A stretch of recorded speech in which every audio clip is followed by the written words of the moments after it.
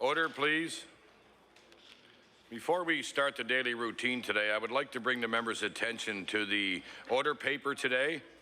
In the order paper today, it says Bill number 51, the Financial Measures Act, is in the Committee of the Whole House. Actually, it should state for third reading. It shouldn't be in the Committee of the Whole House. So I just wanted to bring that to your attention. So now we'll start with the daily routine. Presenting and reading petitions. Presenting reports of committees. The Honourable Minister of Justice.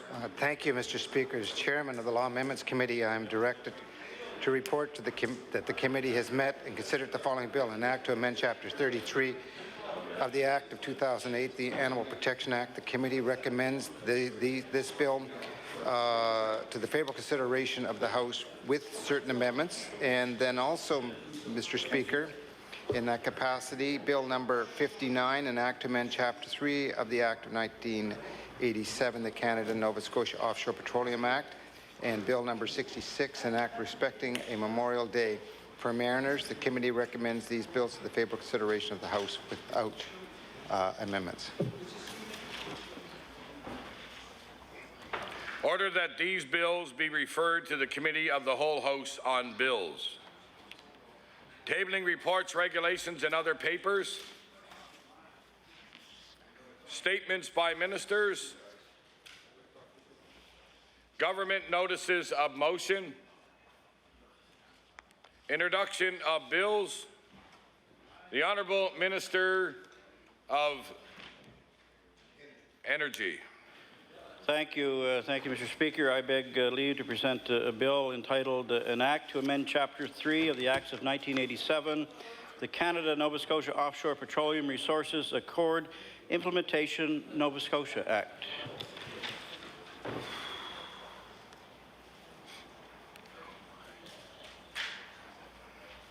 The Honourable Minister of Energy begs leave to introduce a bill entitled An Act to Amend Chapter 3 of the Acts of 1987, the Canadian-Nova Scotia Offshore Petroleum Resources Accord Implementation Nova Scotia Act. Unless she wants to filibuster. Bill number 78, entitled An Act to Amend Chapter 3 of the Acts of 1987, the Canada-Nova Scotia Offshore Petroleum Resources Accord Implementation Nova Scotia Act. Order that the bill be read a second time on a future day. The Honourable Leader of the Official Opposition. Thank you, Mr. Speaker. I beg leave to introduce a bill entitled An Act Respecting Government Advertising.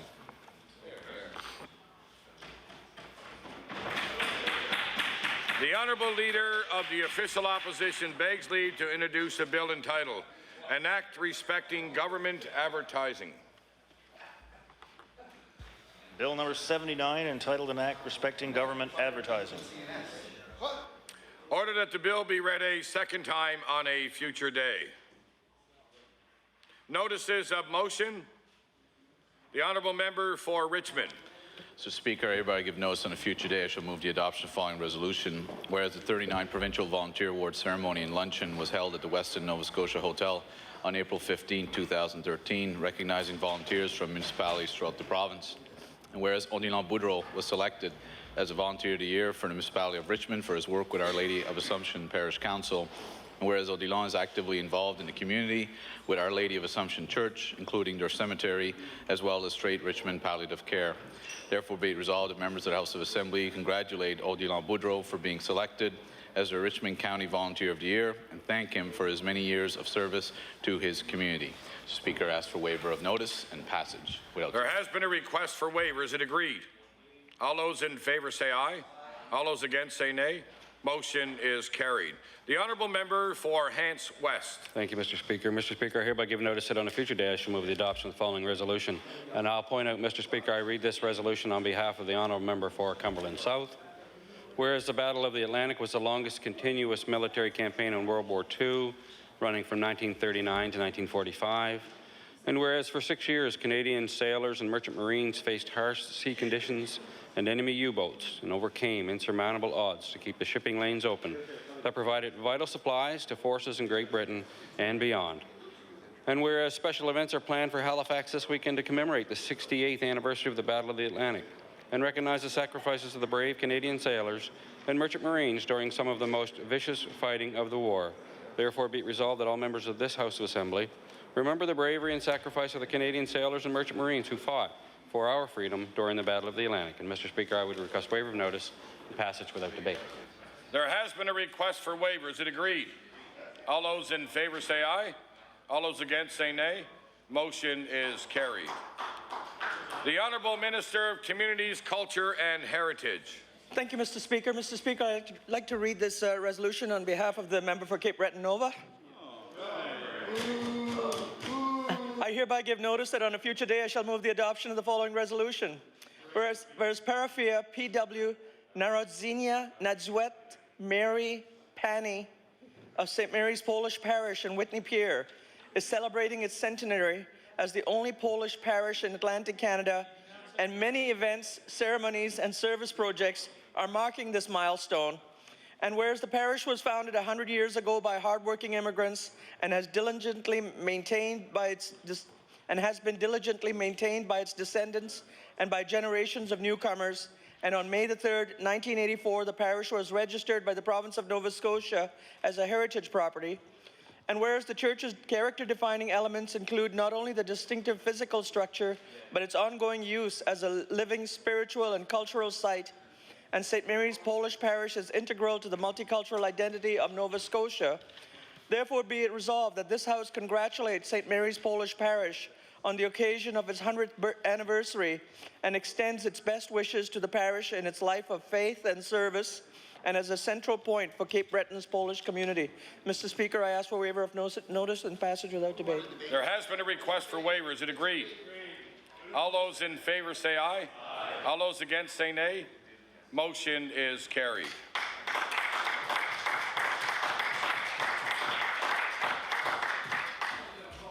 Orders of the day. Oh, sorry.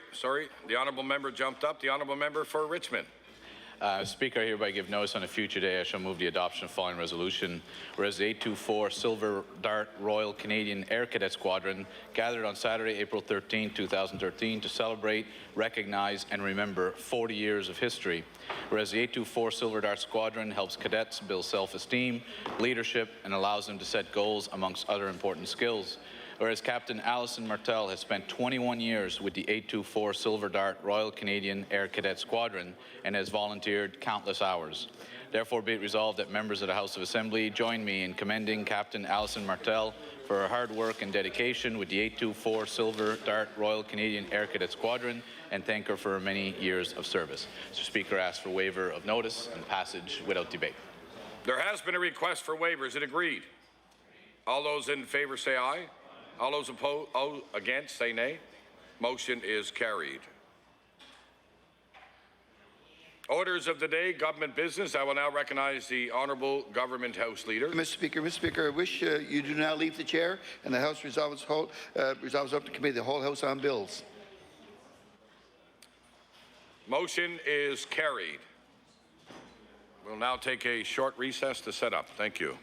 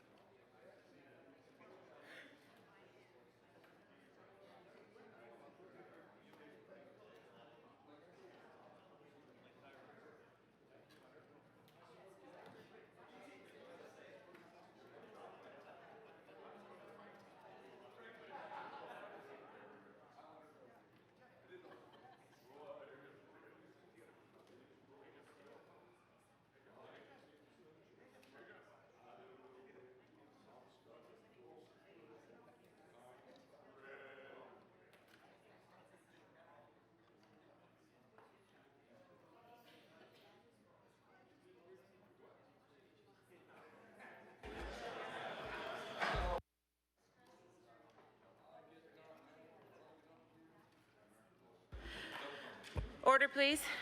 The Committee of the Whole House on Bills will come to order. I recognize the Honourable Government House Leader. Thank you, Madam Chair. Madam Chair, could you please call, excuse me, Bill 43, an act to incorporate the trustees of the Onslow Cemetery Company.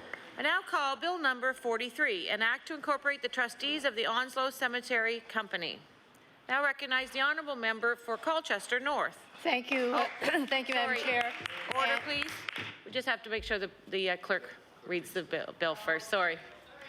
Okay. Madam Chair, the bill was referred back without amendments and contains one clause. Thank you. Now recognize the Honourable Member for Colchester North. We'll get it right. Thank you, Madam Chair, and I'm pleased to move third reading of Bill number 43. Well, what do I say?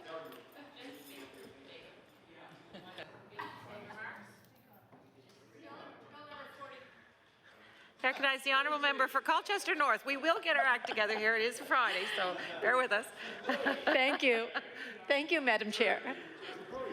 Bill number 43, which speaks to the Onslow Cemetery Company, and it transfers basically the decision making and the approval of the bylaws from the Governor and Council to the members of the company. These are the folks who have been good stewards of the cemetery over the last 250 years, both past and present members, and I support the bill. Thank you. Shall Clause 1 carry? Shall the remaining clauses carry? Shall the title carry? Shall the bill carry? The bill is carried. Recognize the Honourable Government House Leader. Thank you, Madam Chair. Madam Chair, I wish the committee to now rise and report progress. Thank you. Carried. The committee will now rise and report its progress to the House.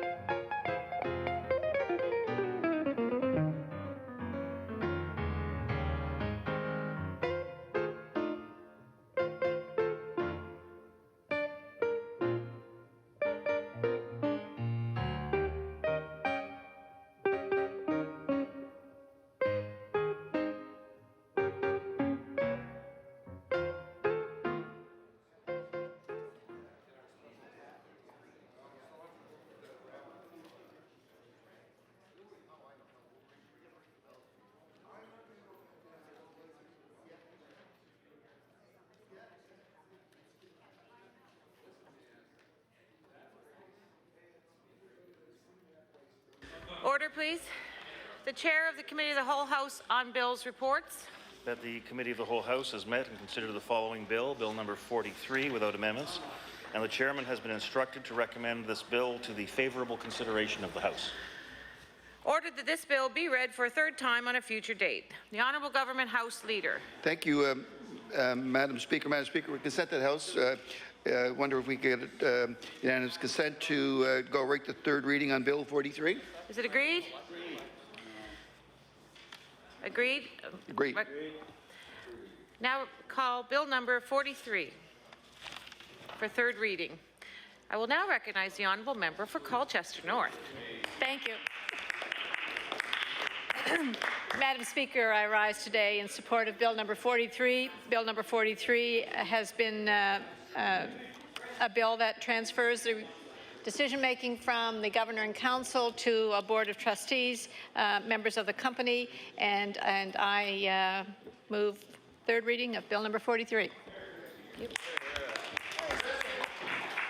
Question is for third reading of Bill number 43. All in favour say aye. Those opposed nay. The motion is carried. Bill number 43, entitled An Act to Amend Chapter 197 of the Acts of 1901, an act to incorporate the trustees of the Onslow Cemetery Company.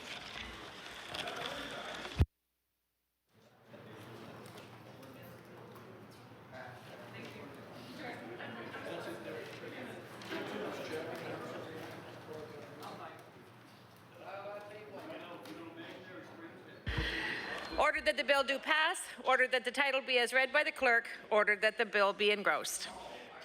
I recognize the Honourable Government House Leader. Yes, thank you, Madam Speaker. Madam Speaker, could you please call Bill 51 for third reading, Bill 51, the Financial Measures Act. Now call Bill number 51, the Financial Measures Act.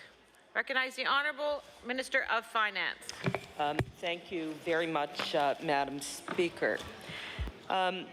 Madam Speaker, I move that Bill number 51, the Financial Measures Act of 2013, be now read a third time and do pass.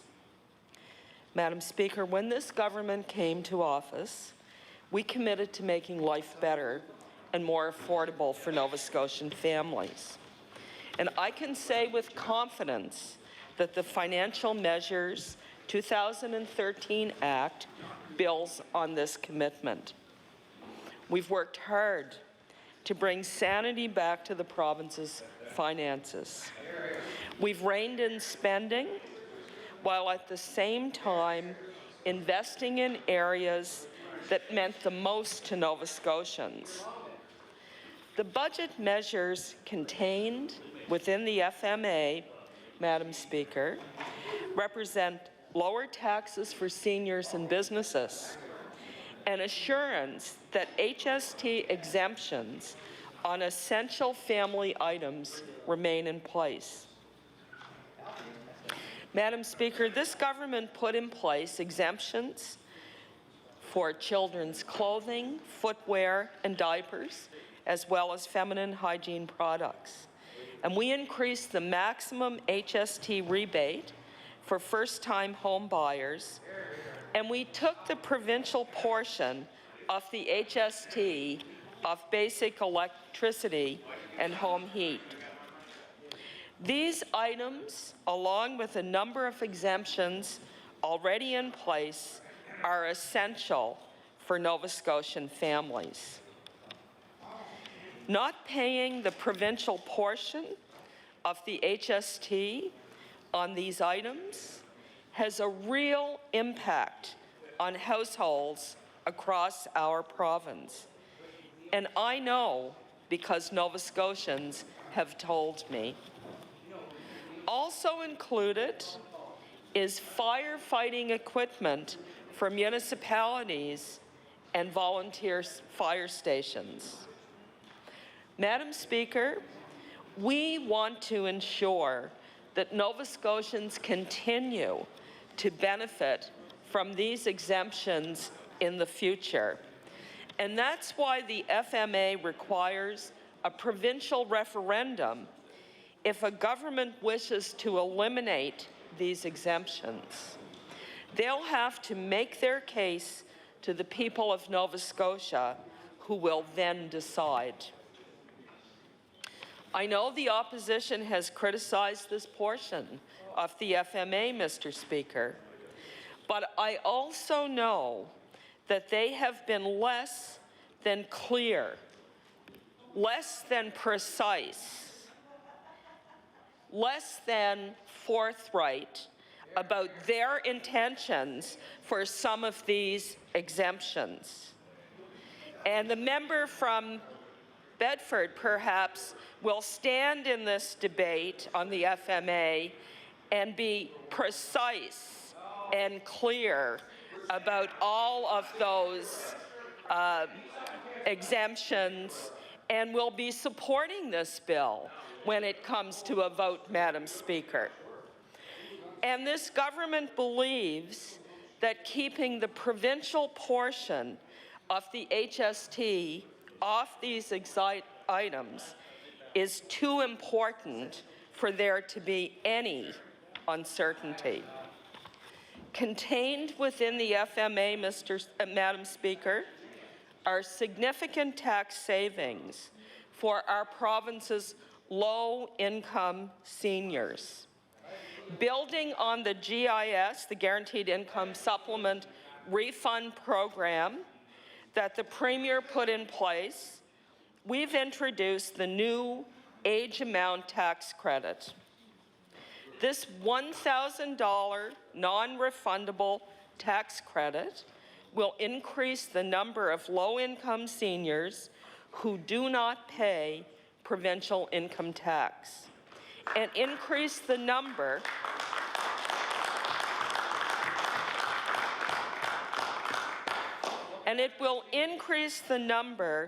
who see a greater portion of provincial income tax returned. In total, 29,000 seniors will receive more income tax relief. On top of this, Madam Speaker, we are also helping low-income seniors stay in their homes by increasing the maximum property tax to $800. 4,000 seniors will benefit from this increase. Madam Speaker, this government knows that small businesses are at the heart of our economy, and that's why we've reduced the small business tax rate 4 years in a row. 4 years. 4 years, Madam Speaker. This rate, which hadn't changed since the 1990s, will be 3% as of January the 1st, 2014. When these reductions are fully implemented, the total impact will be $33 million annually. That's $33 million in savings for our province's small businesses. Savings they can reinvest to compete, grow, and hire. Other measures contained in the FMA, Madam Speaker, are changes that provide clarity to the corporate capital tax. As well, the tobacco tax will increase by 2 cents on cigarettes, pre-proportioned sticks, fine cut, and other tobacco products. A portion of the increase in revenue from tobacco will be directed into our comprehensive tobacco control strategy. Additionally, the FMA will implement previously announced increases for fees that are found in legislation.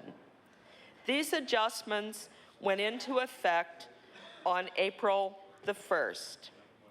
Finally, Madam Speaker, the FMA makes a change that allows the Nova Scotia Government Retired Employees Association to choose their own representative on their pension trustee board.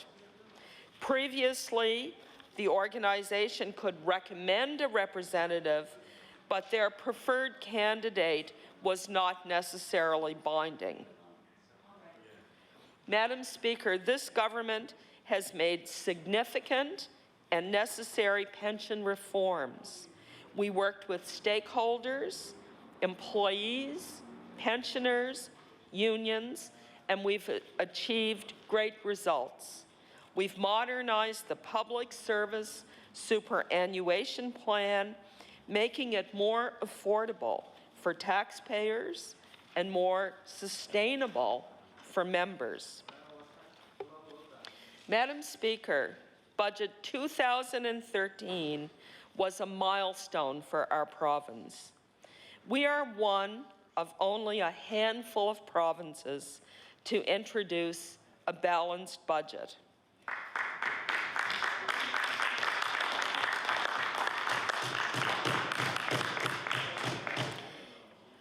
And Madam Speaker, I have to say, I sometimes stand here and I have to chuckle when I listen to the members of the opposition talk about whether or not the budget is actually a balanced budget, and they dismiss the accounting standards that quite often they themselves, as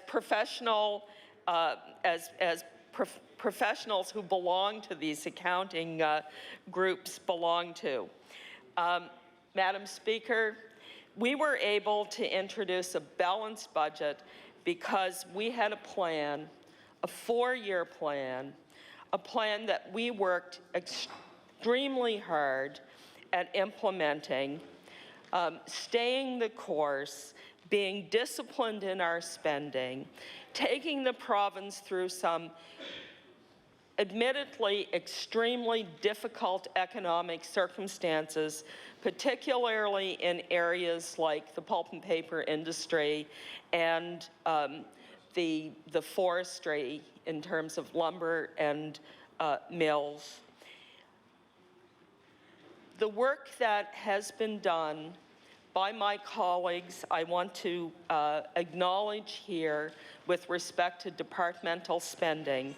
To be able to bring departmental spending down, to limit the growth that previously had been at an unsustainable rate, that set us on a path to a structural deficit that looked like $1.3 billion in unrealized spending, was just not tenable. And to have been able to address and turn the province around in a direction that will put us in a very good financial position, give us the ability to reinvest in those important areas of public services, children's health care, children's education, tax breaks for seniors, making life more affordable for people whose incomes are quite limited, is a fundamental value of this government and was very much reflected in our plan. So as I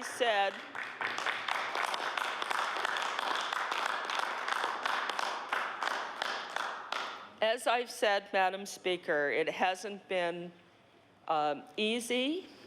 It hasn't always been painless, but it certainly has been worth it. Indeed, this budget does mark a milestone for our province. Madam Speaker, I am very pleased to be able to move the third reading of Bill 51, the Financial Measures Act of 2013. Thank you. Now recognize the honourable member for Preston. Well, thank you, Madam Speaker. I was listening with great intent as the Finance Minister talked about the Bill 51 and her Financial Measures Act. This indeed, Financial Measures Act won't be supported by our caucus. There's some good things in the act, and there's some things that aren't so good. But this is really a motion of non-confidence in this NDP government, and that's why we are not going to support the bill at this time in the way it's written. We look at the Premier indicated in question period the other day that is an excellent track record of this government. Well, as soon as I hear that, it makes me wonder about the $27 million dollars from last year's budget, 27 million that was from last year's budget that was conveniently forgotten during the budget debate. And I wonder this year if there's 27 million, or if it's 100 million, or if it's 300 million, or if indeed if it exists, who knows? There's no confidence in this government to ever indicate that there would be any balanced budget. And it's difficult to say. And the minister touted the HST off electricity. Sounds good, sounds wonderful, sounds really good. It really did happen. It did happen. And you know what? I'm going to congratulate the government for doing that.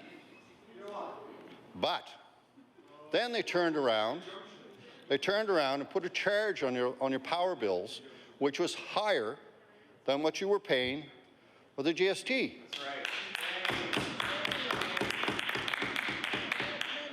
To finance Efficiency Nova Scotia, who prior to this government, prior to this NDP government, manipulating things and making it look like they took the tax off. Indeed, they added another tax in the form of Efficiency Nova Scotia, what used to be paid for 100% on our general revenue. So you tell me you give the people in Nova Scotia a better deal? Boys, I'm telling you, the people in Nova Scotia realize you have not given them a better deal. And they're very, very upset about this. Add that to the highest power rates in the country, the way this government has been working with the mayor to make sure the power rates go up, and they've helped them with Efficiency Nova Scotia to do this. You've seen the cost of this growing. You've seen the cost of this growing and growing. Well, you can hassle me all you want over there. I'm telling you, but the people in the province don't understand what's going on. They understand. They're talking about it. And all these guys in the background here that are talking about this, it's going to be interesting. When I come back next time to this legislature and you're not here, it's going to be interesting. It's going to be interesting. It's going to be interesting. So, you know, when we go through things and we see what exactly this has done, you know, they said all the wonderful things they've done. They've increased revenue in the province tremendously by putting fees up. Fees up. Huge numbers of fees. 1,400 fees twice since I've been elected. Twice. And actually the minister... Order, please. Order. No. If members have a disagreement, I would ask them to take it. I said order. If a member has a disagreement with another member today, take it outside the chamber, have a discussion. Do not, while someone is speaking, have a dialogue across the chamber. I'm going to ask you, I'm going to say order one more time and then that's it. Thank you. The honourable member for Preston has the floor. Order.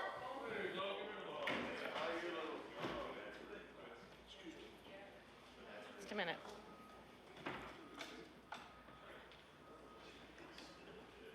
The honourable member for Preston has the floor. Thank you, Madam Speaker. And we talk about, the government's been talking about the fantastic job they've balanced the books. Basically what they've done is raise taxes tremendously, put the 2% GST up, which the revenue, I believe from the numbers that we got from the Finance Department, something like $348 million, if I can remember. I can't remember the exact number this year. That's out of the pockets of every Nova Scotian. $348 million. Then you add the cost of the 1,400 fees, And we talk about the 1,400 fees, and those fees are supposed to be because of cost increases of actually performing the duties of collecting that money. And I had, during the estimates in the previous increase in these fees, the Minister of Service Nova Scotia Municipal Relations admitted that he was just told to do this by the Finance Minister.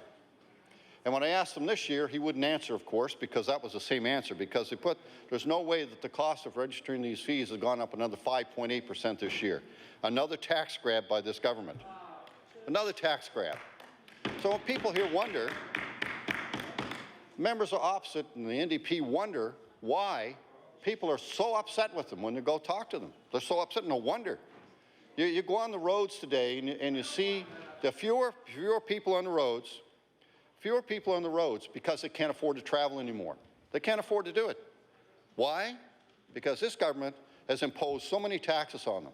So many taxes. Well, I guess it's a laughing matter. I'll let people know. Well, you know, it's a laughing matter that you've actually made it so unaffordable for Nova Scotians that they can barely afford to live in the province.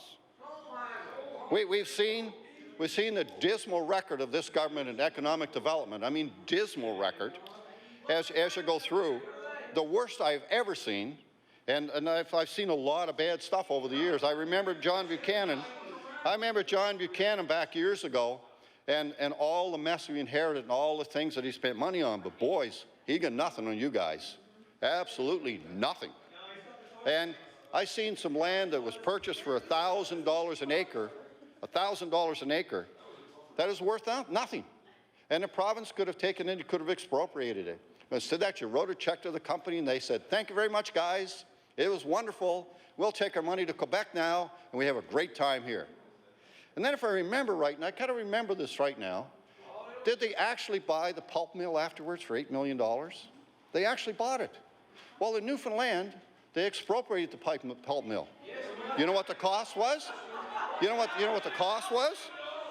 Well, you know, $8 million. So anyway, they expropriated in Newfoundland from the same crowd of really good people that look after our provinces, all these pulp mill owners. And in Newfoundland, it cost them $150 million to do the environmental cleanup. And this government says, well, there's no issue. Same technology, same company, and you paid $8 million for an environmental disaster. $8 million for it. So what's going to happen down the road, you know? When a new government comes along, and hopefully there's a new government soon, who knows? Who knows what's going to happen during the election? But they're going to be tagged with a huge cleanup bill for something they own that we shouldn't even have anything to do with, and the company should be responsible for it.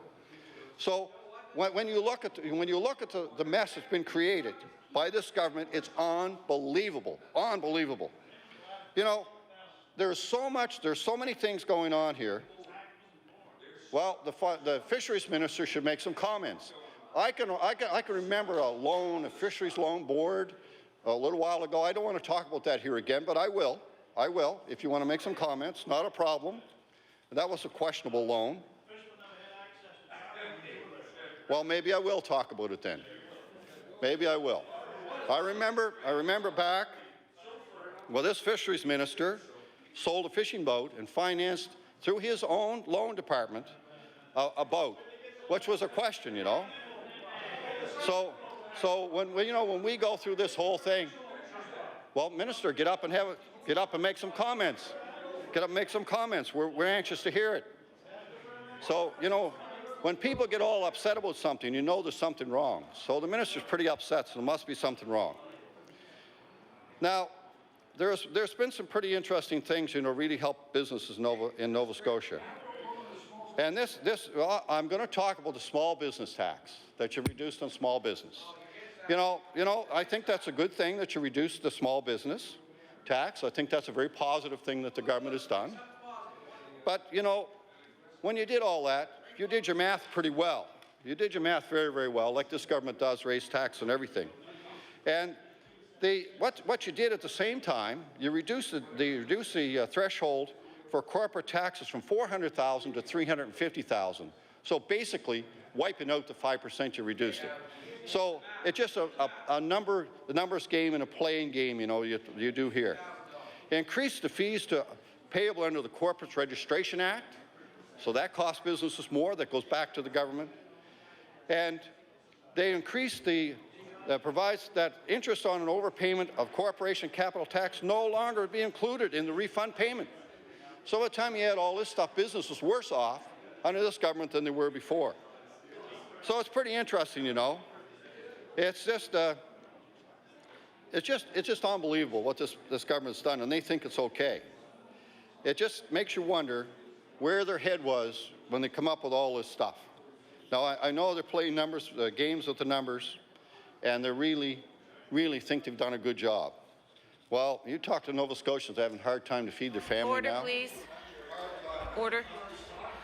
I just want to remind the member that the use of you and speaking directly across the floor is unparliamentary and out of order, and I would ask that the member offer all of his remarks through the Speaker. Thank you. Thank you, Madam Speaker.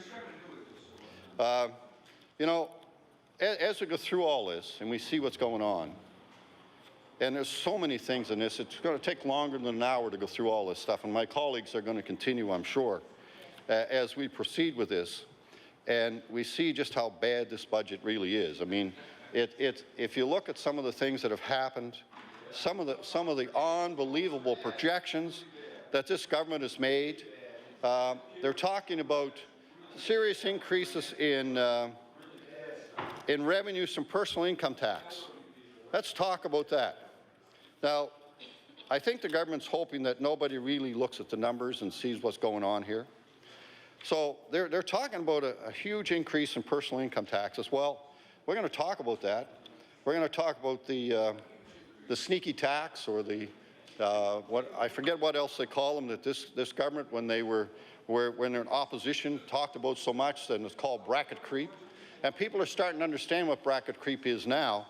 And bracket creep is when the cost of living goes up and the income tax brackets don't go up with it, like the federal income tax system does. I think we're one of the only provinces in the country that doesn't address bracket creep, and it makes a huge difference to people's personal income tax. So more income tax is going to go up. Unfortunately, the government, you know, said decrease.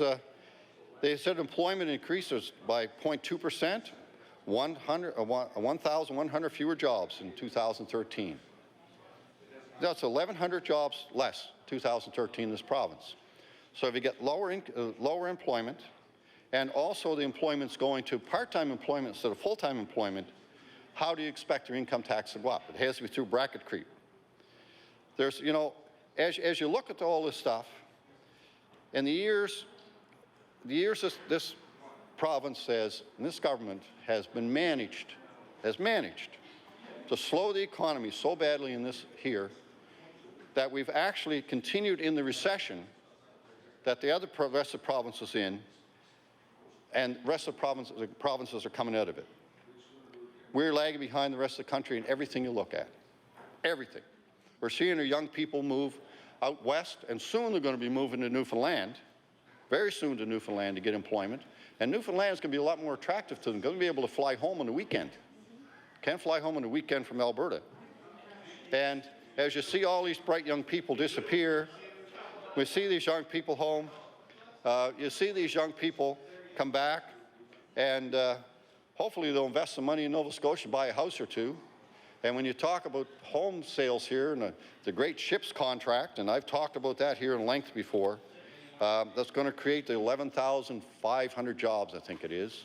Well, according to Irving themselves, it's going to be about 900 jobs. So I don't ever see they get to 11,500. And they said the jobs are going to start right away. And I did military work before, and I can tell you they didn't start right away, and I knew that to start with. And unfortunately, they've created false expectations by people in this province. And just alone, if they would have had the contract at the time finalized, which it wasn't, they didn't have the design of the ships done. That takes a couple of years. And they've got to build the infrastructure to do it. So before any real economic benefit for this is shown in their economy, which won't be 11,000 jobs, probably more like 1,000, as it comes forward, it's going to be interesting to say. And in the meantime, if the federal government doesn't decide that they're going to reduce the size of the contract, cancel the contract, or move the contract to someplace else, it's going to be interesting. So you see, even with the ship's contract, the steel is going to come from outside the province.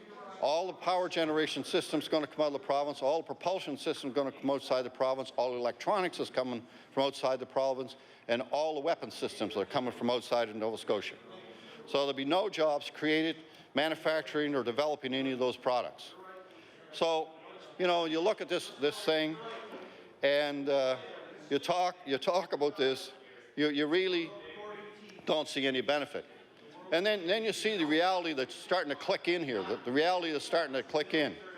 36% reduction in home sales in the metro area, 36% reduction over last year.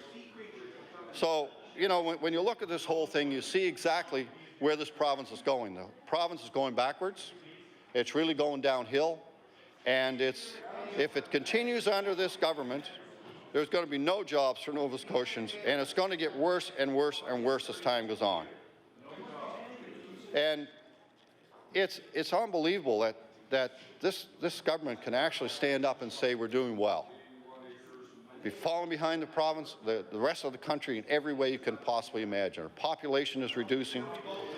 We're seeing more and more people that are suffering, and I can tell you, and you know, I can tell you from seeing what I see in my community and the communities around me, how much trouble people are having making ends meet. So you put 2% on the GST, it bracket creeping income tax, put fees up for everything. I've had several calls with people that just starting to realize how this fee increases are when they go to register the car now. After 2 years ago when they registered, it's gone up almost $50. And we're going from there. And we can talk about things like the member in the background is talking about. We can also talk about the election activities the last time on the illegal union donations that the NDP received. We want to talk about that. We got a fine of it for it, and we can go there. But I don't want to go through all that stuff. But I gladly will. I gladly will. And you know, we see all this stuff. You see a desperate government trying to do desperate things to survive. And hopefully the people in this province see the light and understand what's been done to them over the last number of years, the last 4 years. Order, please. Recognize the Honourable Minister of Communities, Culture and Heritage. Thank you, Madam Speaker. On a point of order, the member who was on the floor at the moment was suggesting that the government was somehow incompetent in not expropriating the pulp and paper company, and cited the Abitibi-Bullwater case as something that we should emulate. I just wanted to draw his attention and correct the record on it, that the government of Newfoundland announced yesterday that they're adding another $72 million to that, adding that to the $200 million they've already paid in costs and damages for expropriating that. And they've been said that the government ought to have known how incompetent they were at the order. I'm sorry that this would not be a point of order. I recognize the honourable member for Preston. Thank you, Madam Speaker. It's, you know, when we see what this government has done and the attempts that they make to try and justify the poor expenditure of funds that they have done, and we look at the revenues in this province, and the government's always trying to get more revenue instead of trying to really work at things and do things better. And this year we see the cancellation of the MOU, and the minister quotes all the time, well, it was in the contract, we can cancel it. Well, I've read the MOU. And so has Halifax Regional Municipality read it. And this year, they're going to pay $8 million more to the province for education alone. Just $8 million. That means the property tax owners and the Halifax Regional Municipality, all over the municipality, are going to pay $8 million more in property taxes because this government tore up the MOU. They tore it up. And the list gets longer and longer and longer.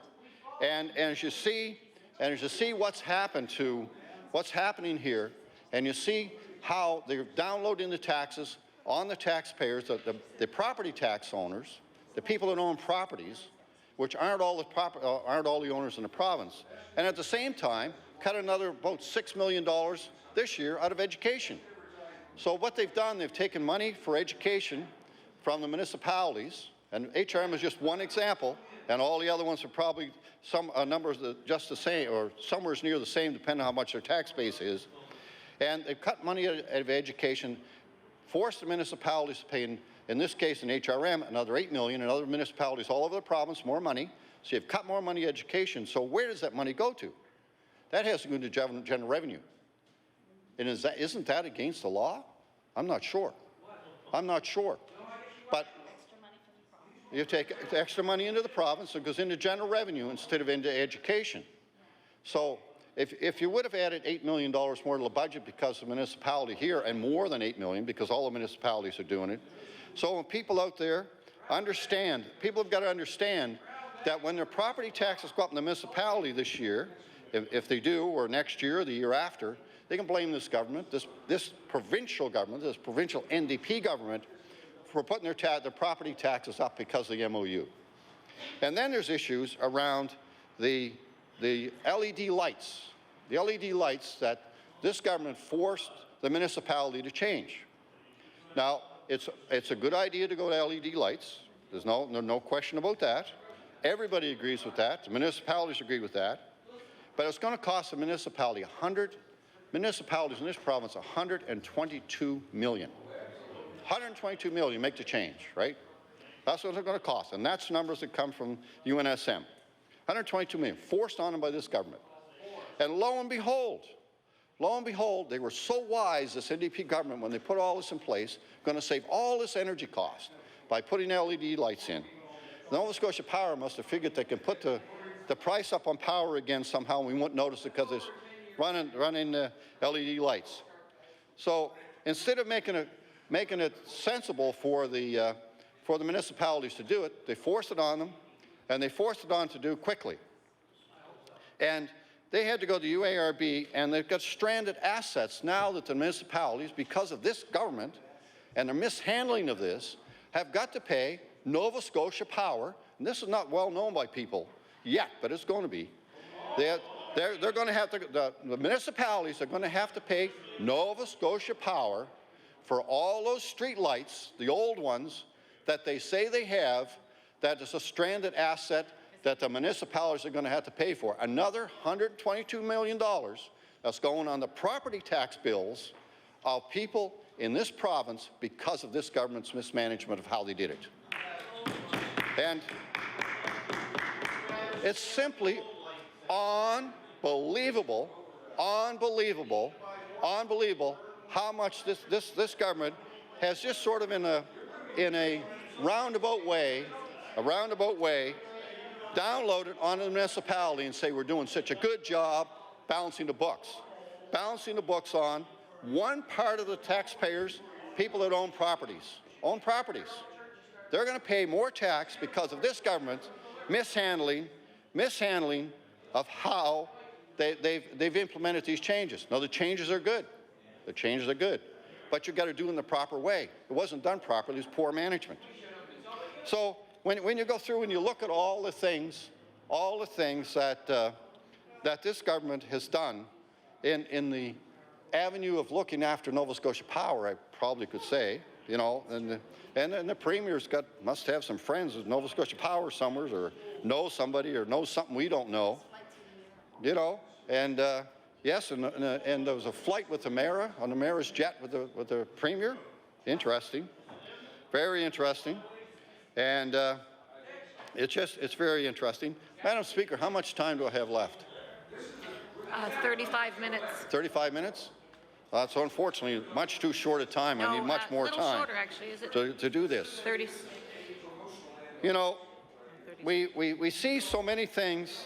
We see so many things that are hard to believe that this government is imposed on the backs of Nova Scotians, and we see a lot of grumbling in the background. Usually, when people are yelling and worrying about something, they're concerned about what's being said, and I think they should be.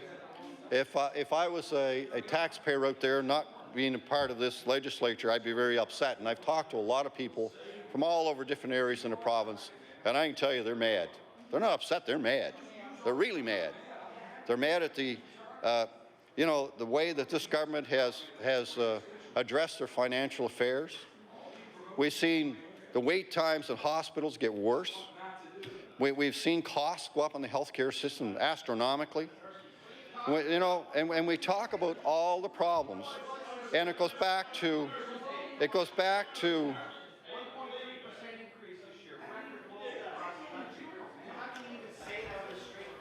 Order. Order. Honourable member for Preston. Thank you, Madam Speaker. Okay. Well, let's talk about something that we all know about. I'm going to talk about the Yarmouth Ferry. Now here we are. We've thrown away millions of dollars supporting a pulp mill on the south shore of this province. Millions of dollars thrown away a pulp mill in money in this area, and for a small little fee of $3 million to keep that ferry going would have made a huge difference in the economy of this province. And I can tell you, in my area and along the eastern shore, almost every bed and breakfast, every small place is closed. Closed. It's gone. It has gone from about 8 or 10% of the tourism in the province down to almost zero. Almost zero. Almost zero.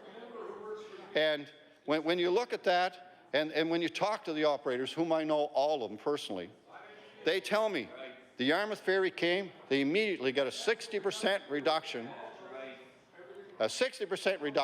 in bookings. And this is a fact. I mean, this is a fact.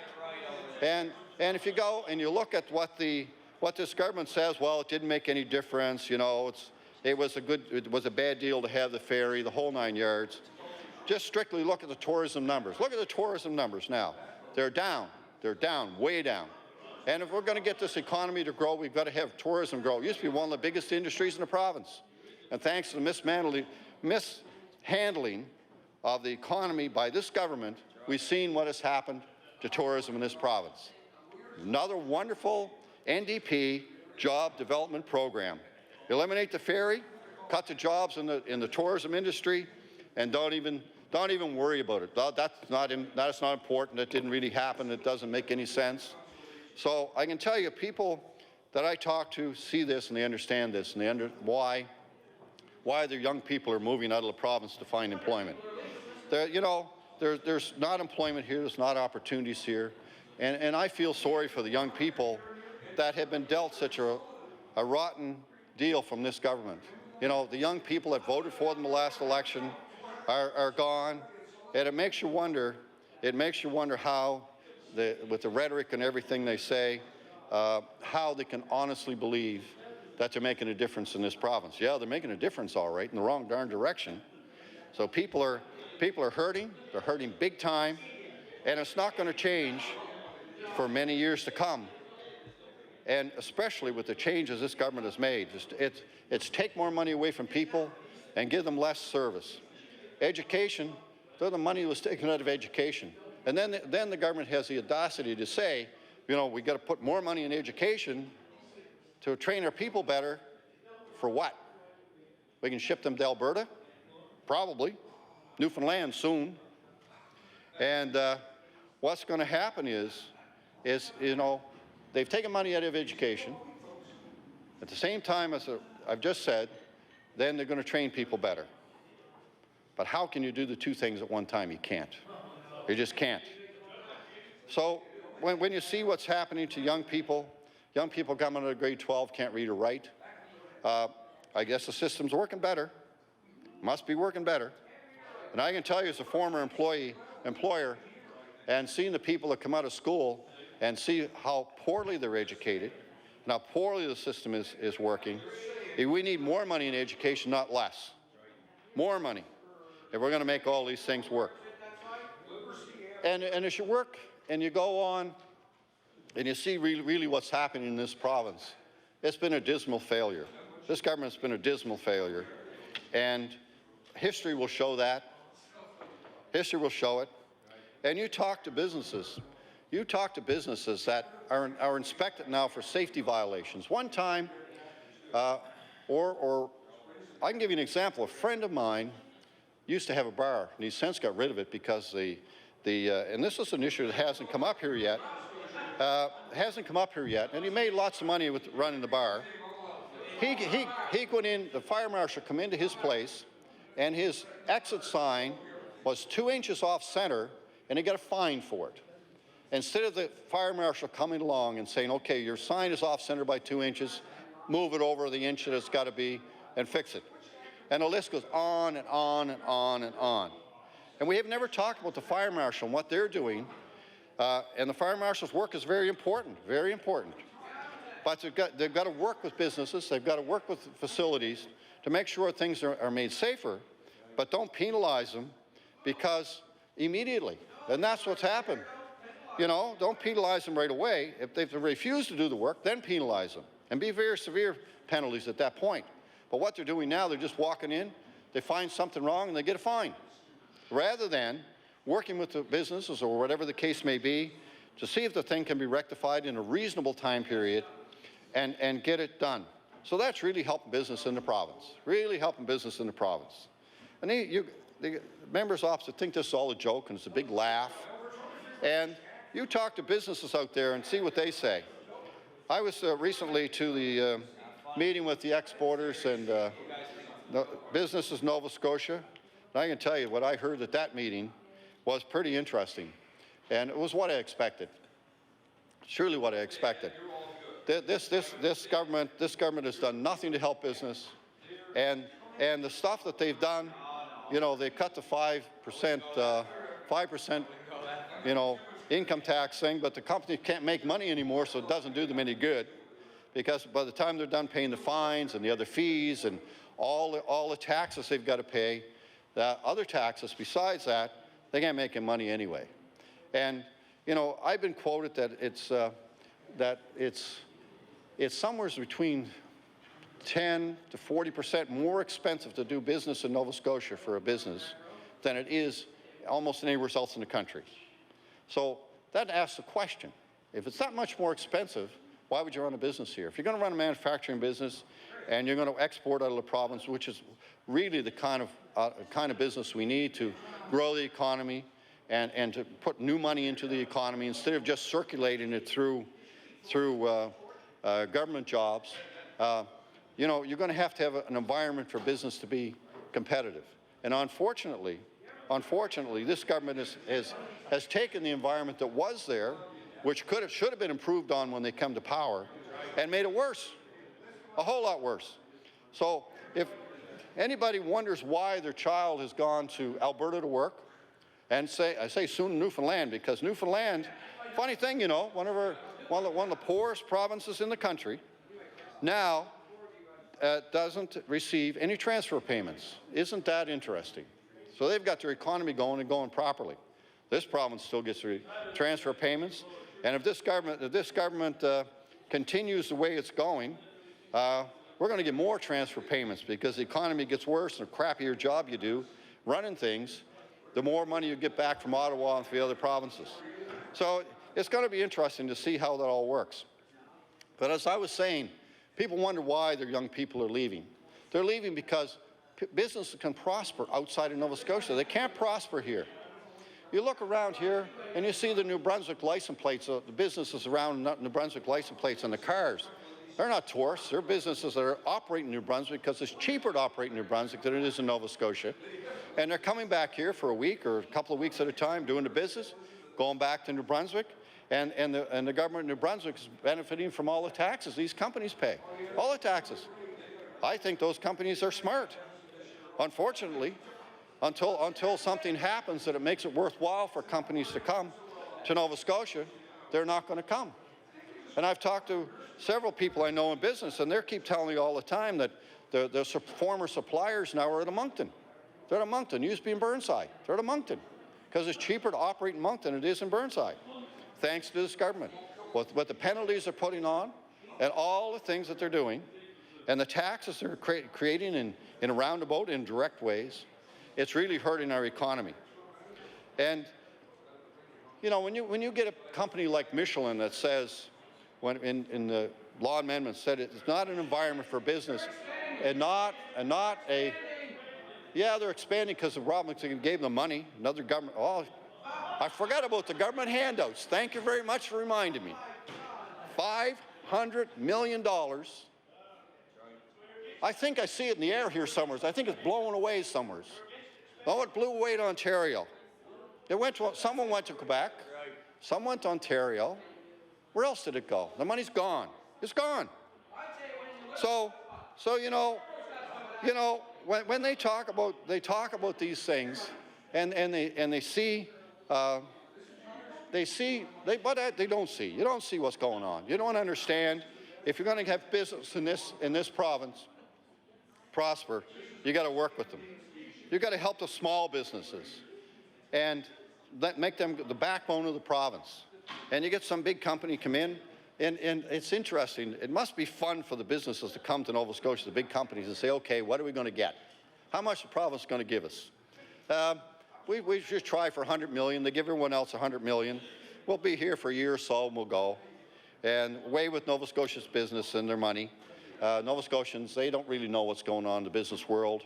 And this government's got a really good track record of that. They've done an excellent job at it, giving our money away to big corporations. And you know, the more you think about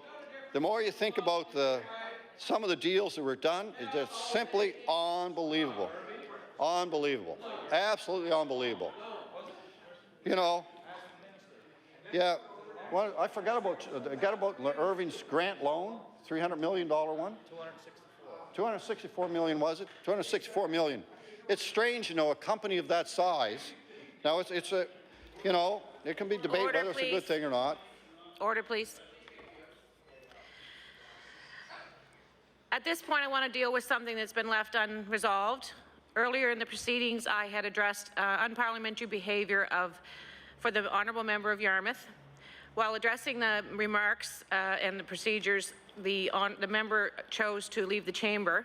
At that time, upon his exit, he challenged again the authority of the Speaker. So I will now be addressing that action by asking that that member apologize to this Speaker and to this House for the blatant disregard for the rules of order and parliamentary behaviour in this chamber. Recognize the honourable member for Yarmouth. Madam Speaker, my goal is never to act in an unparliamentary way, and so I apologize for anything I ever do that does that. But when a speaker is addressing a situation and looking at me specifically, Order, like it's just... Order. The ruling has been made. It has been determined that I have called it unparliamentary. I would now ask that the member for Yarmouth leave the chamber for the remaining of the day, given you many opportunities, and I would ask the Sergeant of Arms to make sure that happens. Thank you. Again, I will ask the member to leave.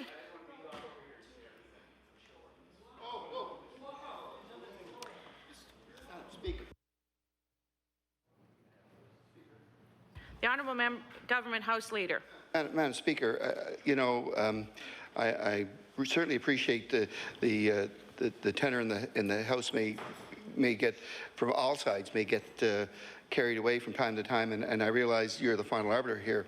But I also ask you to look at this in a greater way, because after your decision, in my belief, the chair's decision is final, to look at the comments made by the member as he was exiting. I would appreciate if you would do that. Thank you. I will certainly do that. If the member were present, I would certainly suggest that he was not complying with my order.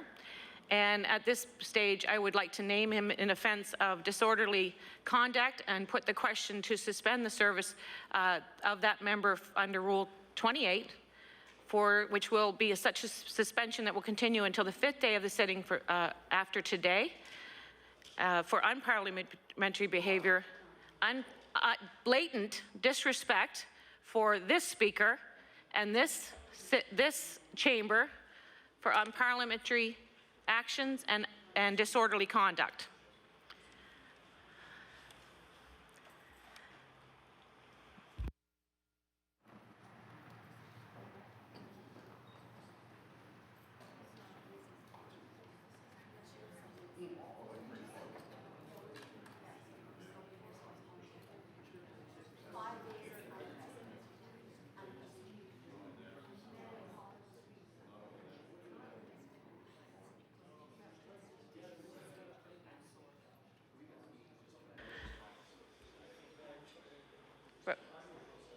I recognize the House Leader for the official opposition. Thank you, Madam Speaker. And I missed I didn't hear everything that the House Leader for the government said. However, I would like to point out, just for the information of the House, that the member for Yarmouth, who I was speaking to, is actually standing to apologize to the Speaker for any impression, because I just spoke to him. And that's what. Madam Speaker, I'm sure the House Leader of the government is well aware that the rules of the House are that the statements of a member may not be questioned in the House under Beauchesne, and should he wish to question those, then maybe he will have to be suspended for 5 days as well. But Madam Speaker, I just wish to bring that to the attention of the House as well. I think that it would be unprecedented for such a suspension. Thank you. It's duly noted. This Speaker has called a ruling on it. I remain with that ruling. I would now recognize the Honourable Government House Leader. Thank you, Madam Speaker. Madam Speaker, while the member has made a point, the point was that certainly when you're at your place is I believe, the proper location to, if you want to retract something, you would do it there. Thank you, Madam Speaker. I have made the ruling. I will now recognize the Honourable Member for Preston. Thank you very much, Mr. Speaker, Madam Speaker. It's unfortunate that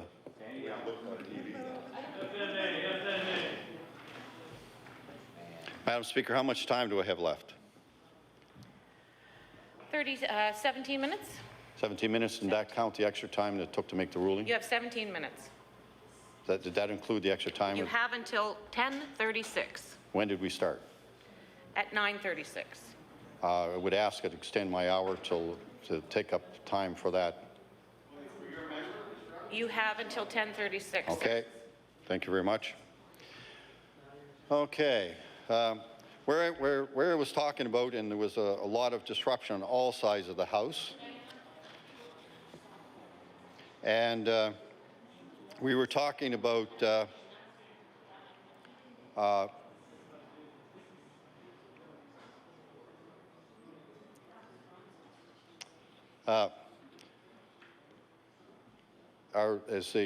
I got the floor now, Madam Speaker? Yes, thank you. You know, when you see the record of this government, and it's going to go down in history as probably one of the worst records when it comes to economic development and job creation ever. And there's no question about that. And when we see what's happened to families here, and when we see how the taxes have been increased, and we see how all of these things are coming together, and people are starting to finally realize that with the gas prices when this government was elected was $1 a litre. Today it's $1.25 roughly. It's been as high as almost $1.50. You see the increases in the GST this government has imposed on people. You see the increases in the fees that have been gone up. You see the power rates, which gone up 30%, but I think when it's compounded, it's way more than 30%. You see that this government put the efficiency charge on the power bills, and which more than replaced the GST that was taken off of the, this government took off the tax of the electricity bills. And it's just a game that the government's playing. It's a game. It's one of those, like those shell games that you watch these guys, sharks, do. This government's done the same thing. You know, well, we'll give you this, but we're going to take more over here. And it's been outrageous. It's just been outrageous. People in this province are hurting. They're hurting very, very much. And you see the cost of everything just escalating like there's no tomorrow. And you see what's going on in this province and it's a tragedy. It's absolutely a tragedy. And when all the legislation, when Bill 100 takes effect in this province, and it's going to be a while before that really takes effect, that's going to have a tremendous impact on our economy as well, a negative impact. And they talk in this bill about having a referendum on parts of the bill. Nobody has said that any of these changes, like the GST on electricity, is going to be taken off. It's going to be put back on. And we're going to see exactly. Madam Speaker, do I have the floor? Thank you. We have, we see exactly what's happening, and it's all starting to play out now, and people are hurting. They're hurting very, very badly, and it's going to take a long time to fix that, a long time. You see a family now that can't send their kids to play hockey. You see a family have a hard time buying groceries. And you wonder why.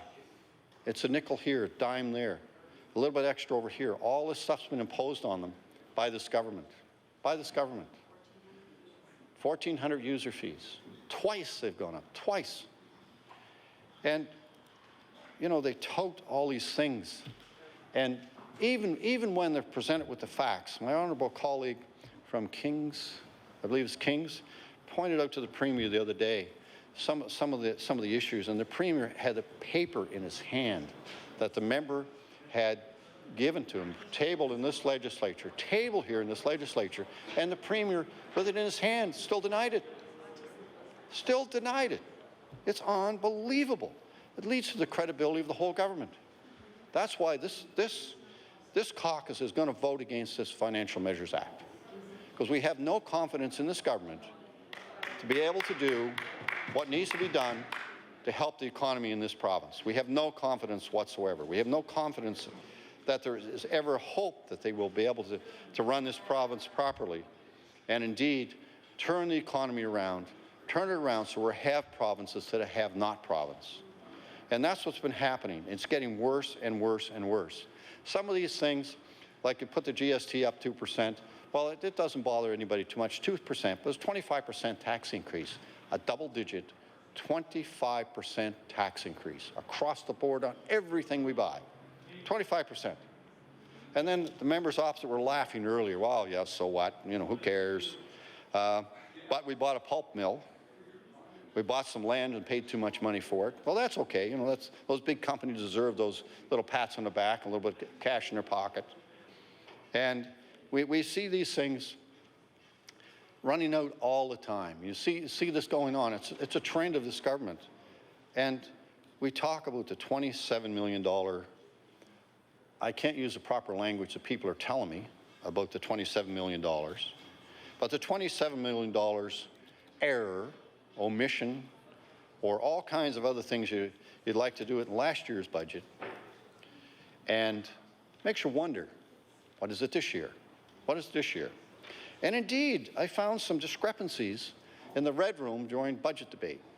I was asking the Minister of Service Nova Scotia about some grants that that had been given out to different organizations, and some good grants to organizations that probably deserved them, and the process was put in place.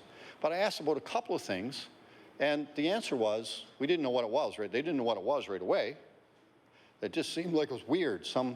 I can't remember the details of it, but it's in the records. It's in the record. And come to find out, it was operating money. It was operating money that was posted in the wrong place. So, if you think about the $27 million a year before, and if they're posting information in the wrong locations, it makes you wonder, why would we believe this government's going to have a balanced budget? Why would we believe any of the numbers they've got? Because those numbers are incorrect. It's only a minor thing. Only minor things. You do that 100, 200, 300 times, it's a major thing. It'd be well over 27 million. So when you look at how it all works, and you see the dismal job this government has done, the very, very poor job of creating an environment for business, creating an environment for growth. They've done just the opposite. Just the opposite. The services that they said they were going to fix, and they stormed in and are going to fix everything and help everybody, haven't been improved. Haven't been improved. It's unbelievable. They spend more money, poorer service, and more taxes. So what's that tell you? I would say if it was a manager running a business or doing that, running their business like that, they'd be fired on the spot.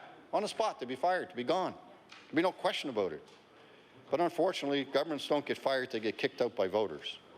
And hopefully when the election comes this time, the people will realize what's happened to them before it gets any worse, and indeed remove this government from the position it's in, and remember the long, hard lesson they learned from the tax increases and everything else they've done.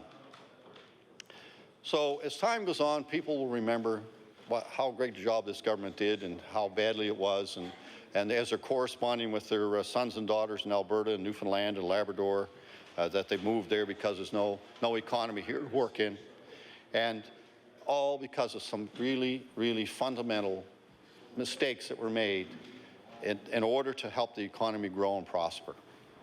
The Yarmouth Ferry is a prime example. Will have no effect on Yarmouth at all. None at all.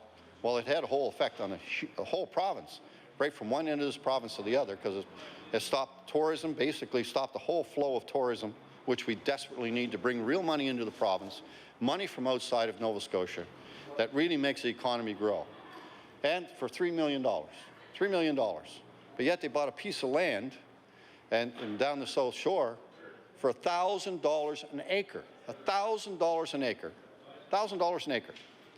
Well, I said here in this house, I've got a piece of property in Porter's Lake. Prime real estate. Prime real estate. I'll sell to the government tomorrow for $1,000 an acre. You want to buy it?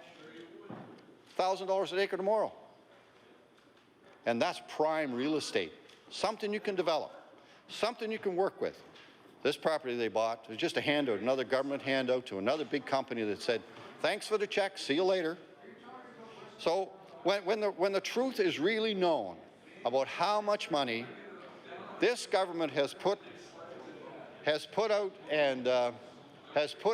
Madam Speaker, you just recently made a ruling on one of our members here, and unfortunately the members on the other side are making comments as well, and I was just wondering if they're in order as well. Just yell over people whenever he wants. My orders were related to the member's action in relation to disorderly conduct and unparliamentary actions towards this speaker. There is a certain element of opposition and banter within this room, and I do not recognize that there's a problem at this point. I thank the member for drawing it to my attention, but the member should carry on with his debate. Thank you very much, Madam Speaker. I appreciate that.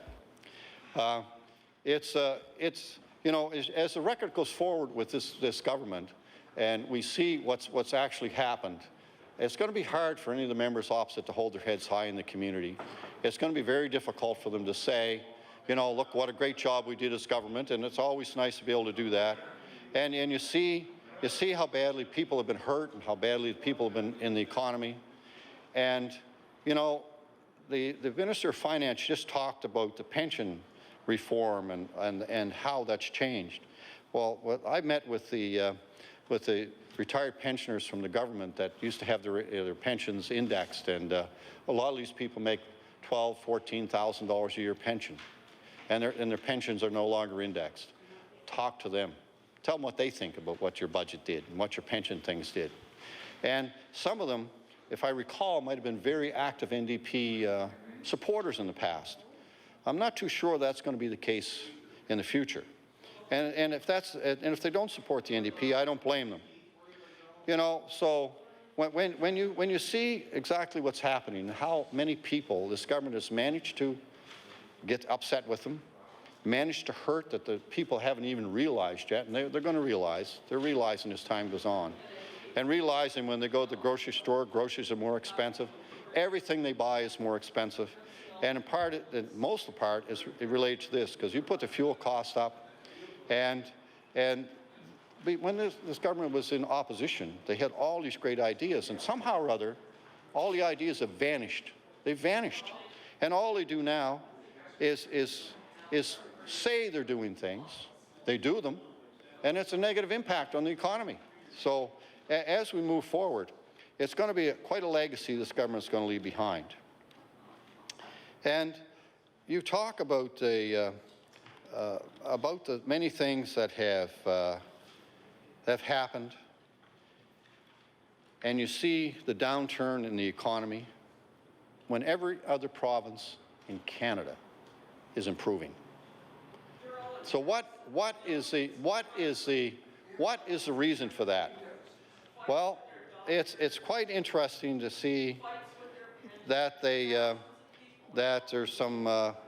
I realize the members opposite have a different opinion of this, and it'll be interesting to see when everything is done and history reports this. And just like the Premier the other day, when he was presented with the facts and still argued that indeed, you know, he had the right numbers. But it just makes you wonder how you can believe what you're saying, what this government can believe what they're saying. And I truly believe that you might believe it, but it's not the facts. I mean, it's not the facts at all. And we see what's happened here, and it's going to go down in history as a very sad day for Nova Scotia.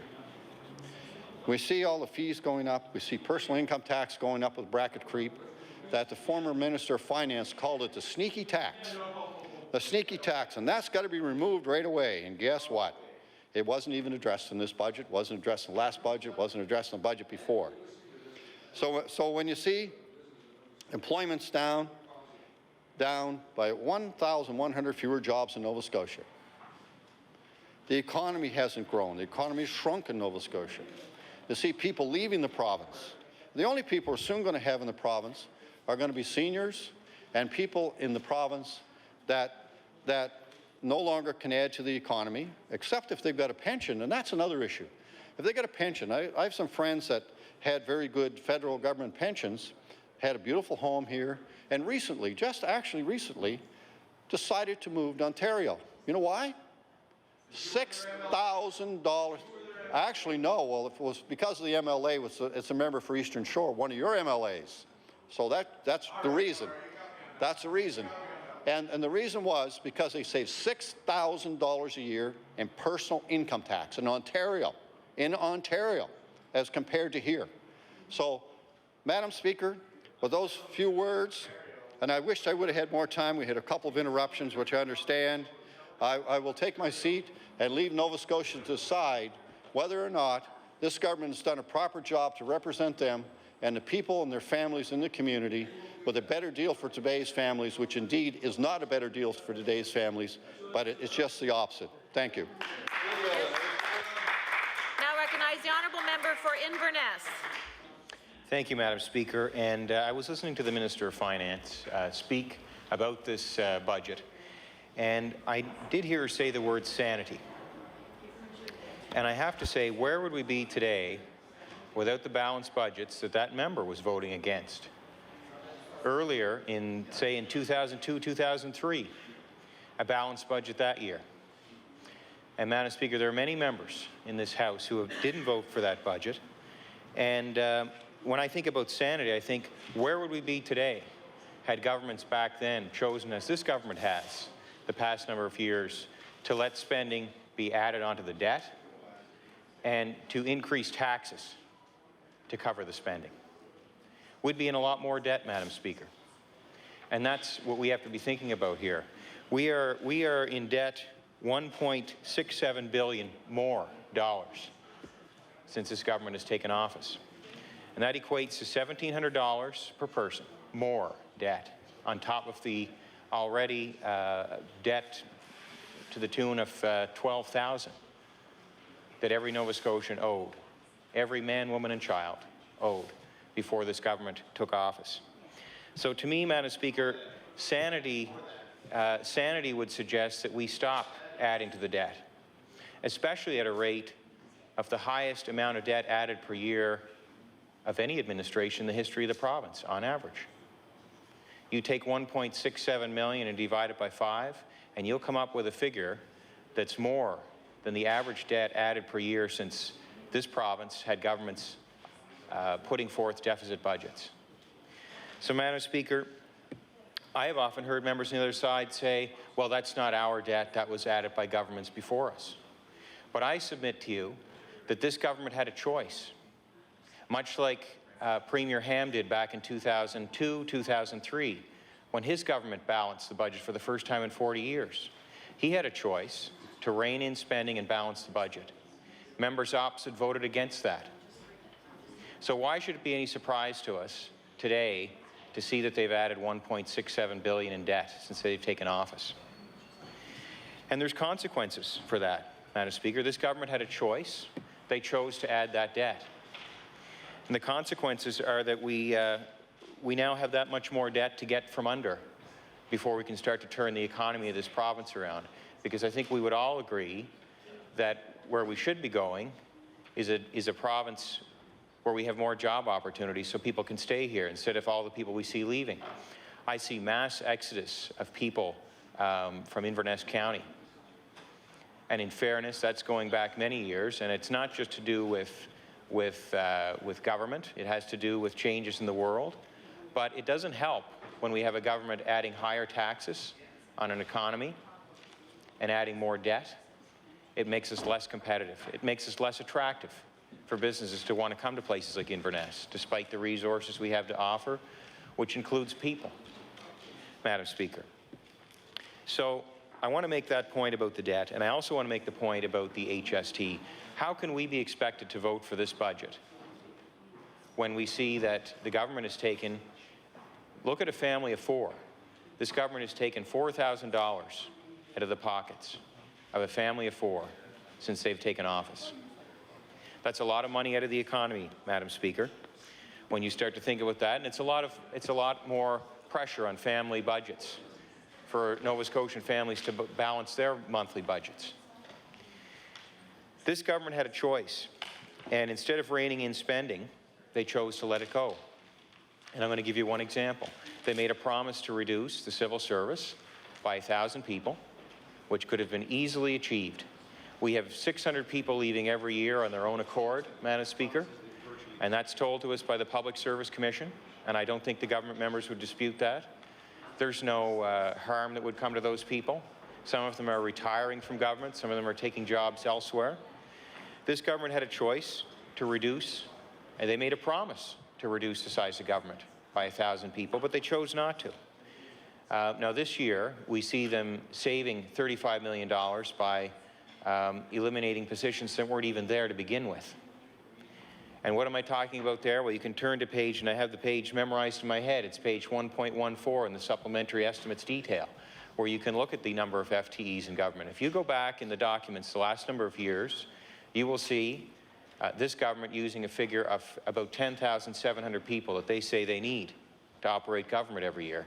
But every year, Madam Speaker, at the end of that year, they would say, we only use 10,000 people. What would they do? Instead of budgeting 10,000 for the next year, they would budget 10,700 again. So they did that every year until this year. Why, Madam Speaker? Because they needed to make the budget look a little bit better. They needed to rein in some of that expenditure, and in this case, it was expenditure that wasn't there. Well, they had to do it this year because, of course, we're getting close to an election. They had to try to say they had a balanced budget. But they failed to tell you, oh, we took money out of people's pockets. Oh, the member wanted me to say that again because they failed to balance the budget, really. And so, you know, that's to the tune of, if you look at 350 people, because they did it by about that many number of people, that's about $35 million. There's another $35 million. Maybe we'll see that next year, Madam Speaker, if we're still here, because I think the government can technically wait until they table another or introduce another budget before they go to the polls. But I want to make that point, that this government did things like that with the budgets the past number of years to make things look worse than they actually were. Why? To justify higher taxes. Why? To add debt onto our province's books. And I've questioned ministers and budget estimates, and I still haven't gotten a straight answer on that one, Madam Speaker. It can't be explained. I think the only reason it can't be explained is because it's, as I've just said, that it is. So, Madam Speaker, that's another reason why we can't vote for this budget, because we've seen numbers being used and which I don't believe are accurate in the past. Manipulating is a word that was just mentioned. I don't know if maybe that's unparliamentary. But really, Madam Speaker, I'll let you rule on that. I'm not going to rule on myself. We're not allowed to do that in here. But as I was saying, you know, I think another thing the minister said, she talked about HST exemptions, and specifically on power rates. But sadly, Madam Speaker, and that's a 10% return into the pockets of people who are paying their power bills, but sadly, what she didn't say was that power rates have gone up 40% in this province. 40% since the minister's government took office. And that, in fact, Madam Speaker, is 15% above the national average. So what good is the savings for people in HST and their power bills when their actual rates for power usage have gone up by 40% in the last 4 years? Now we have lost that HST tax revenue for the province, and people have had no material benefit for that because they're paying more for their power, much more than the tax savings. So, Madam Speaker, I know that's a point that the members of the government don't like to hear because they're obviously not retorting it right now. They don't want to hear about that because it's true. And if we want to look at what's causing the increase in power rates, it's quite obvious. Look at the input cost of the types of energy that are used by Nova Scotia Power to generate electricity. You start looking at the costs, and I asked the Minister of Energy during estimates if he could provide information on the costs, and he was very kind. He provided the cost per kilowatt hour for all the renewable sources of energy, but he refused to provide the cost for energy sources such as coal, which this government is using. 58% of the energy generated in this province is generated through the burning of coal, which this government is advocating and using.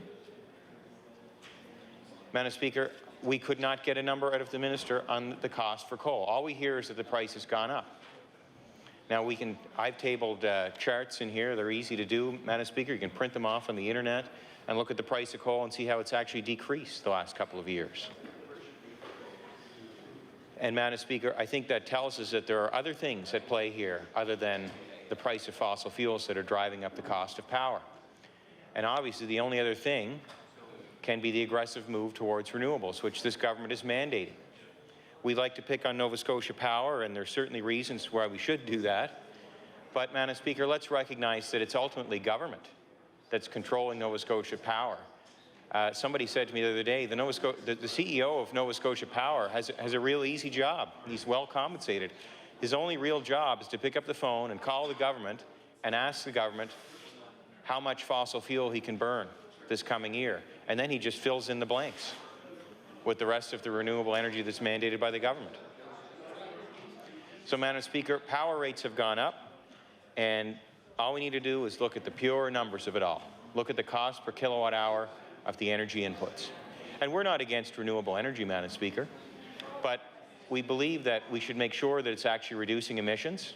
There are studies that I've seen that show that emissions have actually gone up in this province, even with the addition of renewables, because it leads to inefficient burning of fossil fuels. So if we're not achieving that goal, why don't we reevaluate? Especially because if we see power rates going up 40%, what good is that doing for our economy? It's certainly not making life more affordable, which this government promised when they went to the polls in 2009 and what they were elected upon. So if the minister wants to talk about how kind she's been to the public of Nova Scotia by reducing the provincial portion of the HST and power rates, won't she also come forward and apologize for her government's mismanagement of power rates? Because we're paying 40% more today than Nova Scotians were before this government came to office. 15% above the national average. So obviously we're doing something in this part of the country that's not as good as other parts of the country. So, Madam Speaker, these decisions have consequences. We're talking about the budget today, and of course that's how I got off on this, because we're talking about HST. When I think about power rates, I think of the significant effect it has on the economy. And we look at this budget and we see nothing about jobs in this budget. And if we look at power rates, I think if the paper mill in the Strait area, the area I represent, they were using at one point in time 15% of the power in the province, significant amount, and we know if they're using that much power, it's the #1 cost, that should be a concern to government. But I've heard members, even from the Strait area on the government side, talk about how they really believe in what their government is doing with respect to power rates. Well, don't they understand that people in their own constituencies who depend on jobs at that paper mill will suffer if that paper mill is made uncompetitive by this government's aggressive move towards renewable energy targets? Targets that may not in fact be working, Madam Speaker, from the information I've seen. So that point needs to be made, and this budget is not about jobs, and decisions around power rates are leading to reduced jobs and pressure on companies that causes their business models to be compromised and ultimately can put them out of business. So we heard the minister talk about small business tax reductions, and Madam Speaker, I'm supportive of that. That is a good move for government. Because these are the risk takers in our economy. They're the real job creators. And I'm all for helping to make things easier for them so they can do what they do best, which is create jobs. But I do think about this government's habit of wanting to pick winners and losers in the economy. And I think about IBM. I heard the Premier talking about IBM, that we weren't supportive of payroll tax rebates they received. Well, the reason we weren't supportive, Madam Speaker, is because other companies weren't eligible for that same type of assistance. I sat at a dinner here in Halifax. It was a luncheon, and it had to do with the telecom industry. And I had a gentleman there who's a Nova Scotian, owns a small business, has had a number of successes in recent years. I believe he had over 30 people hired in his company, and he was very upset that this government gave that assistance to IBM. And as I recall, I believe the contract was also sole source to them. That was unfair to him, Madam Speaker. So the minister should be careful about trumpeting about all she's done for small business when we see that her government has a habit of trying to pick winners and losers. And small businesses, Madam Speaker, in this province don't like when their government chooses them to be the loser, when their government chooses to make decisions that keep them from getting business that they should have a right to bid on, and when a government gives money to their competitors, making them less competitive. So small business, I don't think, Madam Speaker, is that happy with this government. And I also think about another example. We see the interest-free bearing loan to Irving. And it really amused me because first it was a forgivable loan, which sounds so nice and kind, being forgivable. But we know that a forgivable loan means that you don't have to pay it back. And wouldn't we all like one of those, Madam Speaker, to have a loan that we never had to pay back? I've been to the bank for loans in the past, and I've never been offered a forgivable loan. It would be nice. There's many small businesses in this province have taken out loans to run their businesses. Did they ever get forgivable terms like that? I don't think so. Well, it's easy to meet, the member opposite says they had to meet targets. It's easy to meet targets when you have a government secured source of revenue for federal government source of revenue to build ships, and there's nobody else competing against you. But my point, Madam Speaker, is that, you know, when the government and when Irving saw that the forgivable loan was becoming a bit of a media issue for them, they decided to call it an interest-bearing loan, because they wanted to say, well, we're having to pay interest on this. Well, Madam Speaker, I wouldn't mind an interest-bearing loan. If I didn't have to pay it back, I'd be happy to take out a loan and only have to pay the interest on it. That would be quite lucrative for me. So I know that businesses in this province see that as special treatment. And I know there's lots of small businesses that are going to benefit from that shipbuilding contract. My point is they would have benefited from it anyway. And I think Irving is benefiting from winning the contract because they deserve to win it, because they won it fair and square, because the federal government didn't use politics to award that tender. Irving won that fair and square. So the point I'm making, Madam Speaker, So this government, when they make decisions like that, they are picking winners and losers. And small businesses out there want to be treated fairly. They want to decide themselves who gets to win, and they're doing that every day, competing against each other. They don't need a government coming in and choosing one to win over another. It's not fair. I also want to talk about pension reforms, and I've seen recently where we're going to see the solvency term increase from 10 years to 15 years. And the question I would ask, Madam Speaker, is haven't we learned anything from the new Page pensioners situation? All the organizations have come forward and said, not all of them, but the ones that have been asking for this, many of them have come forward and said that their organizations face the possibility of going out of business or discontinuing operations because they don't have the money to put up into the pension plan every year. And instead of having that amount paid off over 10 years, they now need 15. Well, not long ago, Madam Speaker, it used to be 5 years. And to me, that seems more prudent. Now, with the stock market crash in 2008, there was a move afoot to increase it to 10. I think we should start looking back at moving it back towards 5. Now, some of those organizations will say, well, why is he saying that? You know, we can't afford that. Well, Madam Speaker, that's exactly what employers like NewPage said when they lobbied to have it 10 years. And look what happened to their pensioners. Now, pensioners that might be backstopped by the taxpayer if they're working at universities and they're dependent on a significant amount of government funding, well, they may be okay. But organizations that are private sector, to give them 15 years, I think that's really hiding a problem. And we may have more pensioners. The reason I'm making this point is we may have more pensioners in this province who have to go through what the NewPage pensioners have gone through. You know, working their whole life, being promised and expecting to receive a guaranteed pension amount only to see it reduced by upwards of 40%. So, Madam Speaker, you know, I don't think it's responsible, and I think it's something that just seems to be floating through and nobody's really commenting on it, and that's why I'm making a comment on it today. And I think we should be learning from what's happening with what happened with the situation at NewPage not so long ago, and we should be thinking about that. And I think that there's a role, if we're going to have defined benefit pensions, there's a role for government to regulate them and to make sure that government is looking out for the interests of the employees, because we can't be dependent just on an employer to do that. And from what we've seen in the NewPage situation, we can't, obviously, I guess we can't be dependent on the government to watch it either, because we saw a number of problems there. A number of decisions were made, and the regulator basically just, the office threw up their hands and said, well, you know, we didn't watch that, or we didn't feel we should be watching that, or, you know, I don't even really think there was an excuse given in many cases. And anybody who wants to look at that can go back and look at the session we had at Public Accounts on that. So,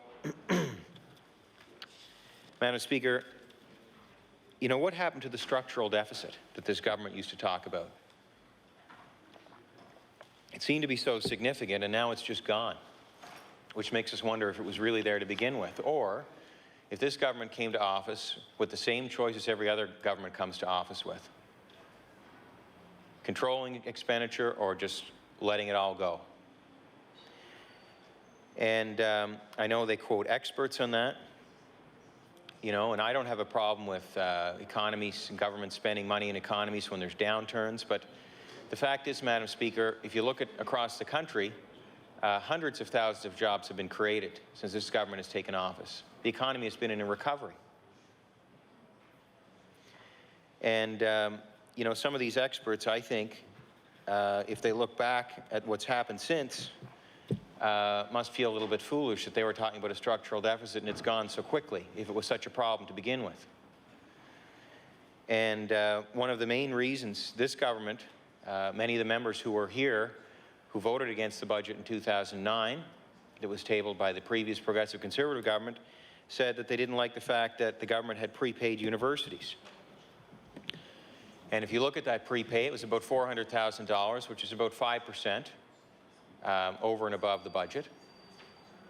I don't think 5% is a real structural deficit, Madam Speaker. I think that's something that can be reined in without adding $1.67 billion in debt, without taking an extra $1,000 in HST out of everybody's pockets, without putting the $1.67 billion debt in perspective without adding another $1,700 to the amount owing by every Nova Scotian. So my point about the universities is this government, I believe, has paid 2 of the universities, prepaid them in this budget so they don't have that expense next year. So, Madam Speaker, they're doing the very thing that they voted against in 2009. How can we support this budget in good conscience when we know that it brings the cost of higher taxes, when it brings the cost of debts added for future generations to pay, when it brings the cost of jobs that we don't have in an economy that's being mismanaged? How can we support this budget when it brings the cost of higher power rates due to this government's aggressive move towards renewable energy? And, you know, if we're making achievements in reducing emissions, why don't we have a look at that? And why don't we have an independent study on that to prove it's actually happening? If we're asking Nova Scotians to make these sacrifices, why don't we show them that it's actually working? And if it's not, maybe we need to reevaluate what we're doing. Because this government said it was going to make life more affordable for people. Well, I would say with what? You know, more money coming out in taxes from people's pockets, higher power bills. I've mentioned 40% higher since this government took office, 15% higher than the national average since then. Is life more affordable because we're seeing people lose their jobs? Because this government is not listening to the needs of small business? And one of those big needs is lower power rates. And if you talk to the Canadian Independent Federation of Business, lower power rates is one of their biggest concerns. Another one is the need to strengthen our domestic economy so people have money in their pockets to spend. They don't have that when they're paying out an extra $4,000 for a family of 4 since this government took office. This economy needs more money going to the small business owners of the province because they're paying it to people who are working for them. That's what this province needs. This budget doesn't do that, Madam Speaker. We can't support it. And, you know, Madam Speaker, I encourage the members to think about, I see some of them doing ads for Buy Local. Why don't they think about that? Why don't they think about people in their own areas who would have more money to spend locally if they weren't adding to the debt and increasing the taxes that people have to pay? Madam Speaker, life is not more affordable. This government has failed their election promise in 2009 to do that. And, you know, I guess they have achieved something, and it's something that they've railed against, and that's the fiscal mismanagement of the people who came before them. We often see them pointing across at both the Progressive Conservatives and the Liberals for their past fiscal mismanagement. The very thing they're railing against, they're doing themselves right now. $1.67 billion in debt in 5 years. More debt per year on average than any administration in the history of the province. Well, I'm referring to 5 years because after this year, that's 5. And I want to be fair to you. If we did it over 4, it would be even higher. So I'm being kind to you. I'm being honest. I'm being honest. That's $1.67 billion over 5 years. So, Madam Speaker, you know, the very thing they're railing against, they're doing themselves. They need to have a look at that. Madam Speaker, they need to be, as my old friend Cyril Reddy used to say, they need to be a Saul on the way to Damascus. They need to have a turnaround here. They need to understand what they're doing. And there is no sanity in spending money that we don't have today and money that we don't have tomorrow. You look back in the past at the deficit budgets in the past. Have we ever paid them in the future? Very poor record of doing that, and that's of any government, any party, because we've all been in the government side at this point, Madam Speaker. There is no sanity in spending money that we don't have today and money that we're not going to have tomorrow. At least not until we have a government who can work with the job creators, the small businesses in the province, to turn the economy around. And for that reason, Madam Speaker, we cannot support this budget. And it saddens me to see how high the provincial debt has grown under this government. You know, I thought we were turning a corner, to borrow a phrase from the government side, when Premier Ham started to balance budgets in 2002, 2003. You know, we started to see the overall debt of the province flatline. We start to see it go the other way. And now, when it flatlined at $12 billion, instead of starting to go downward. It went up, and now it's about 13.7 billion now. So, and that's about, it's almost $14,000 for every man, woman, and child in this province. And we don't have to pay it today, Madam Speaker, and we probably won't. We can't, unless everybody forked over that amount of money. But, it's just going to hang with us. It's going to hang over our heads. And that's why we can't support this budget, because we don't see this government making an honest commitment towards reining in spending, lowering taxes, making the economy more competitive. Madam Speaker, do I have a minute left? You have more than a minute, but I'm going to interrupt for a moment. Thank you. Regarding my decision of disorderly conduct and unparliamentary behaviour by the member for Yarmouth, excuse me, I've been advised by the clerk that the proper procedure would have been by a motion and a vote in the House for a 5-day suspension. Therefore, at this moment, no suspension of 5 days is made by is in order for the member for Yarmouth. I have two options here.